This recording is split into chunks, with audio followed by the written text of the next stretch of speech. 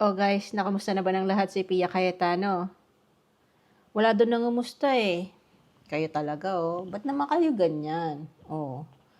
Tapos nakapag-file na ba ng complaint sa Ethics Committee dahil napagtaasan ng boses si Robin Padilla? Sabi ni Alan Peter Cayetano, the Senate is under attack by their own security. Yung first warning shot, quote-unquote, ay galing sa sariling security ng Senate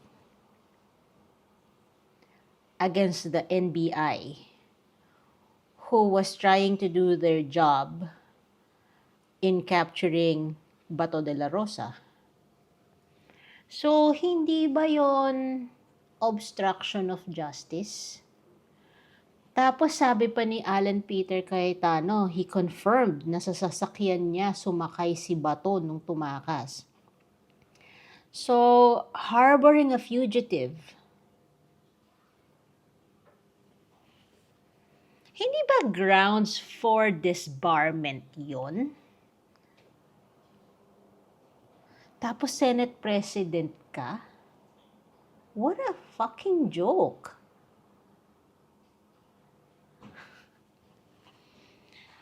Pumasok after being absent for so many months para makaboto, para mapalitan yung leadership sa Senado to kill the impeachment trial for Sara Duterte. Tapos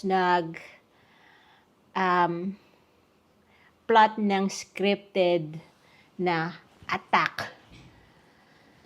Because they knew that the NBI and the PNP would be there to capture Bato and para ang tawag dito?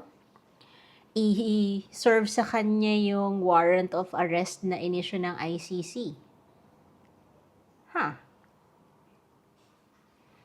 So, accomplice sila lahat doon sa crime. Nakita ko pa yung parang, nag-live ba si Amy Marcos? Na kinakwento niya kung ano yung nangyayari sa Senate ko, no? Knowing full well na planado nila yon, because why are you having snacks and dinner together right after na kalmadong-kalmado kayo? And there were civilians in that situation. Yung mga press reporters. Tapos bigla kang makakarinig ng putok sa isa sa mga pinaka-secure na building sa Pilipinas. What would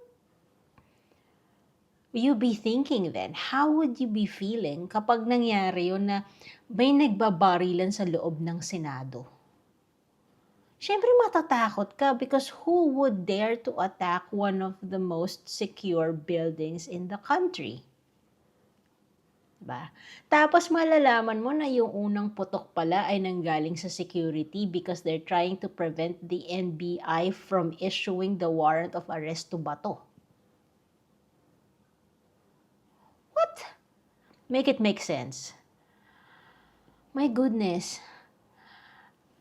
It took me a while to react to the situation kasi hindi ako makapaniwala na umabot tayo sa ganon. 24 years ago, or actually 25 years ago in 2001, when the Senate decided to open the second envelope that would prove that Jose Velarde and Joseph Estrada are one and the same, and that he has been embezzling money from the government. Diba? Yung plunder case niya.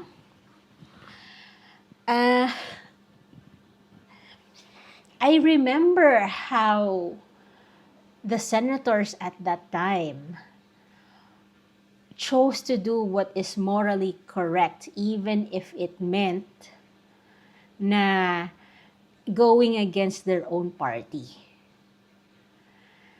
And then I see this.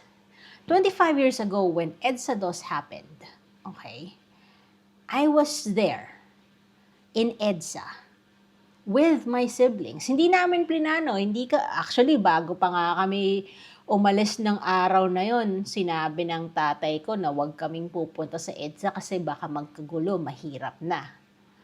And then all of a sudden, nagkita-kita na lang kami sa EDSA. Nag-text-text na lang kami kasi nakita ng tatay ko na nandun ako sa TV.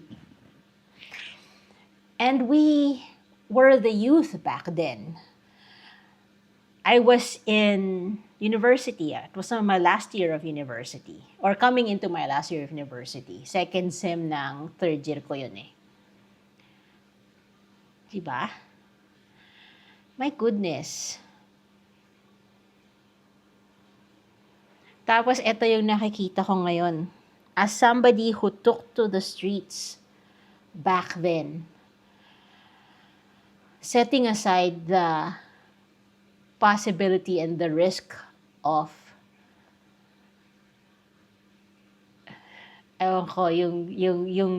yung risk na baka magkagulo, na baka magkasakitan, na baka magkapatayan.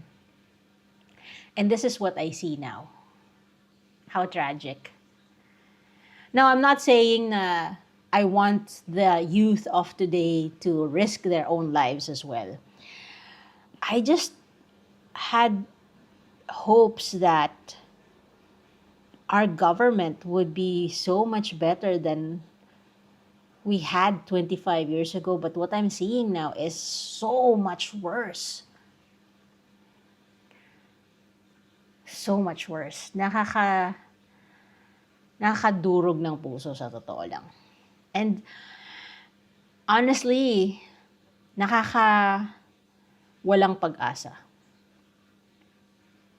I don't know.